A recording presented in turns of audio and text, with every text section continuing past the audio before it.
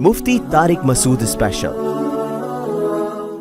مجید میں اللہ تعالیٰ نے رمضان میں زوجہ کے قریب جانے سے صحابہ کو منع کیا تھا۔ بڑا دلچسپ واقعہ ہے، رمضان کی راتوں میں بھی زوجہ کے قریب جانے سے منع کیا تھا۔ ایک صحابی تھے، وہ رات میں کہیں چلے گئے، اب بڑے پریشان ہوئے، رسول اللہ صلی اللہ علیہ وسلم کے پاس آئے، عرض کیا یا رسول اللہ مجھ سے غلطی ہوئی، رمضان کی رات میں نے اپنی زوجہ کے قریب چلا۔ آپ نے فرمایا کیوں؟ وہ بڑا دلچسپ واقعہ ہے، بظاہر تھوڑا حیا کے خلاف بھی ہے لیکن اتنا بھی نہیں ہے۔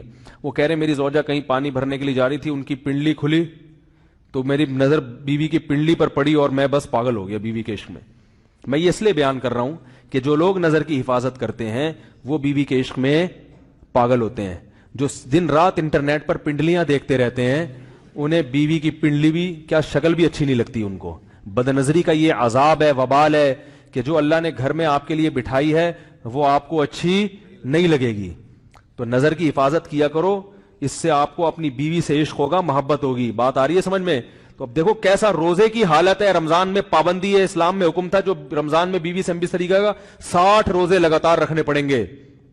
کتنا بڑا جرم، لیکن صحابی سے برداشت نہیں ہوا، صرف زوجہ کے پاؤں پہ نظر پڑی ہے۔ تو وہ کیسے بیوی سے محبت کرتے ہوں گے اور وہ بیوی کے بغیر رہ سکتے ہوں گے؟ اور آج لوگوں کے فون آتے ہیں، ہماری بیگم جس دن میکے جاتی ہے اتنی خوشی ہے، ایسا اچھا سا فیل ہوتا ہے، ایسا عجیب سا محسوس ہو رہا ہوتا ہے جیسے آزاد ہو گئے۔ تو میں کہتا ہوں ظاہر ہے اب تمہیں موقع مل گیا کنڈی لگانے کا، ٹھیک ہے نا، اور یہ آنکھ مٹکے کرنے کا، تو خوش تو ہوگے۔ تو یہ بھی ایک عذاب ہے جو لبرل لوگ نے جس عذاب میں ڈالا ہوا ہے نا، اس میں عورت کے حقوق نہیں ہے، عورت کے حقوق نظر کی حفاظت میں اور عورت کے پردہ کرنے میں ہے۔ جب مرد باہر نکلے گا سب پردے میں ہوں گی تو آئے گا کس کے پاس؟ بیگم کے پاس ہی آئے گا۔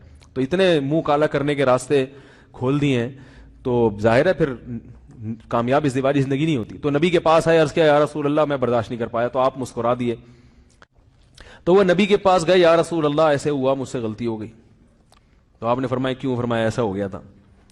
تو آپ صلی اللہ علیہ وسلم نے فرمایا 60 روزے رکھو لگاتار۔ انہوں نے فرمایا ایک کی طاقت نہیں ہے، اس میں یہ ہو گیا 60 بھائی کیسے رکھوں گا، نہیں ہے طاقت 60۔ آپ نے فرمایا ٹھیک ہے پھر 60 غریبوں کو 2 ٹائم کا کھانا کھلاؤ۔ فرمایا اس کی بھی طاقت، بولو بھائی، نہیں۔ اتنے میں ایک صحابی لائے کوئی چیز صدقہ کرنے کے لیے، تو آپ نے فرمایا چلو اصل حکم تو یہی ہے کہ 60 روزے یا پھر 60 غریبوں کو کھانا، وہ نہیں تو چلو فی الحال ان کو تنبیہ کے لیے کچھ ان سے صدقہ کروا لیتا ہوں۔ فرمایا چلو یہ فلاں خیرات کی ایک چیز لے کر آئے ہیں، تم یہ لے کے غریبوں میں بانٹ دو۔ انہوں نے فرمایا مجھ سے زیادہ غریب پورے مدینہ میں بھائی کوئی بھی نہیں۔ آپ صلی اللہ علیہ وسلم مسکرانے لگے، فرمایا جاؤ کھاؤ اور بچوں کو کھلاؤ۔ واہ بھائی غلطی بھی ہوئی اور گھر میں راشن بھی آ گیا۔ تو اس کے بعد قرآن کی آیت نازل ہوئی کہ احل لکم لیلۃ الصیام الرفث الی نسائکم ہن لباس لکم وانتم لباس لہن علم اللہ انکم کنتم تختانون انفسکم فتاب علیکم وعفى عنکم فالآن باشروہن وابتغوا ما کتب اللہ لکم۔ فرمایا اللہ کو پتا ہے کہ تم اس حکم پر عمل نہیں کر سکتے، لہذا رمضان کی راتوں میں تمہیں اپنی بیوی کے پاس جانے کی اجازت ہے، لہذا ان کے پاس جایا کرو اور اس اولاد کو تلاش کرو جو اللہ نے تمہارے مقدر میں لکھ دی ہے۔ قرآن جہاں بھی بیوی سے ریلیشن قائم کرنے کی بات کرتا ہے اولاد کا ذکر لازمی کرتا ہے، یعنی تلاش کرو اس اولاد کو جو اللہ نے تمہارے لیے لکھ دی ہے۔ ما کتب اللہ لکم، ما کتب اللہ علیکم نہیں ہے، علا کا مطلب تمہارے خلاف، لکم کا مطلب تمہارے فائدے کے لیے۔ لام عربی میں نفع کے لیے آتا ہے، علا عربی میں ضرر اور نقصان کے لیے آتا ہے۔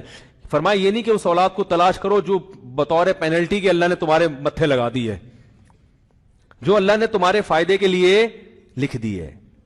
اس سے پتہ چلتا ہے اسلام اولاد کی کثرت پہ کس قدر حریص ہے۔ بات آ رہی ہے اور بھی اس بارے میں آیتیں ہیں قرآن مجید کی، مگر میں اب زیادہ تفصیل میں نہیں جاؤں گا، کچھ آیتیں رہ گئی ہیں، کچھ احادیث رہ گئی ہیں، تو وہ انشاءاللہ پھر اگلے